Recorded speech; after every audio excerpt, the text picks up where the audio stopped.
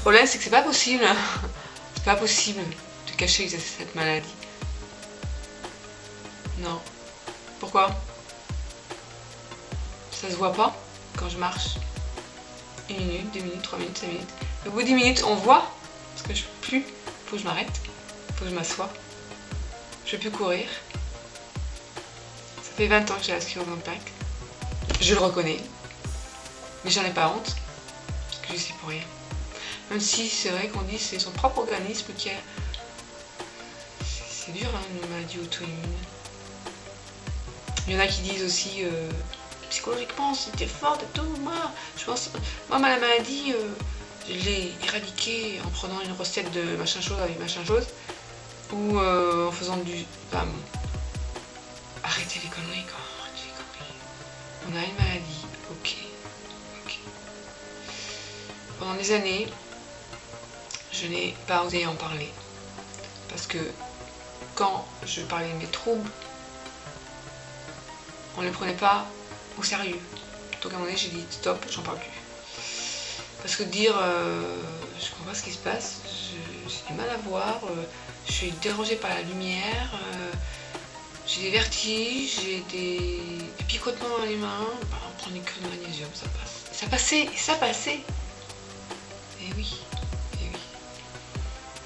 Par contre, les troubles cognitifs, ça s'est pas passé. À un moment donné, du antidépresseur, pendant 5 ans, je me suis effondrée dans une saloperie de dépression et de phobie sociale pendant 5 ans.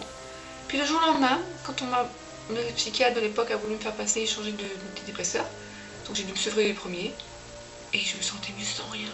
De nouveau, du coup, là, du jour au lendemain, j'allais mieux, parce que la poussée était passée au bout de 5 ans quand même. J'ai repris la fac, ça, une rémission pendant, je sais pas, 2 ans, de 2001 à 2004. Puis en 2004, un lâchage de cheville, trouble urinaire, il a fallu attendre quand même 2007. Je suis tombée même en 2006. C'est normal, vous êtes maigre. Et puis quand même, ce qu'il a fait, qui c'est qui l'a diagnostiqué? Mon ancien généraliste que je suis allée revoir au bout de 2 ans. Parce que, comme je lui avais dit, j'ai des troubles urinaires, des troubles pour lâchage des chevilles, tout ça, mais bah, fait des examens, tout allait bien, donc moi j'ai pas osé en parler, je me suis dit, elle peut pas comprendre, j'ai essayé de trouver un autre médecin qui comprenait pas non plus, qui disait t'es maigre, voilà, quand tu... Et puis à un moment donné, j'ai dit, bon là, je vais revoir mon ancien généraliste, il faut qu'elle sache ce que j'ai, qu'elle trouve ce que j'ai, la cause, sinon je vais aux urgences. Et puis ce jour-là, bah, la suite m'a dit, pour moi c'est neurologique. 1 mois après, je savais que j'avais la sclérose en plaques. Je l'ai su comment? Premier résultat d'IRM. Plaque de démyélinisation, j'ai regardé sur internet et là, je suis tombée sur le livre d'Arnaud. Donc c'est grâce à Arnaud que j'ai su que j'avais la sclérose en plaques.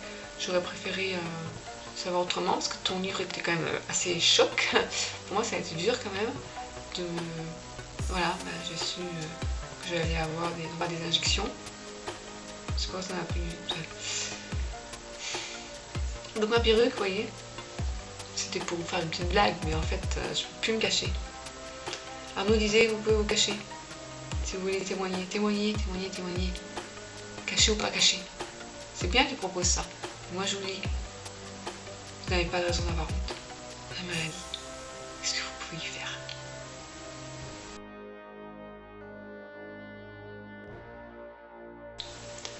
Pour le traitement que je prends, l'injection tous les matins, donc c'est sous-cutané, pour permettre que la maladie se stabilise, on va dire, n'évolue pas trop vite.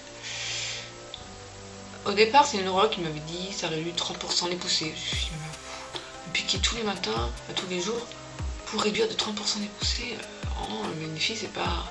Et puis, j'ai eu un témoignage d'une personne, groupe de parole de Seb de l'APF, qui m'a dit, moi, ça fait 4 ans que je me pique tous les matins, enfin tous les jours. Ça fait 4 ans que je n'ai pas de poussée. Oh, alors j'ai dit, là ça vaut la peine. Si pour moi aussi, pendant des années, je peux ne plus avoir de poussée, là oui, ça vaut la peine. Parce que les 30% c'est des statistiques, mais après, au cas par cas, et bien voilà, ça c'est un exemple l'intérêt de recevoir les témoignages.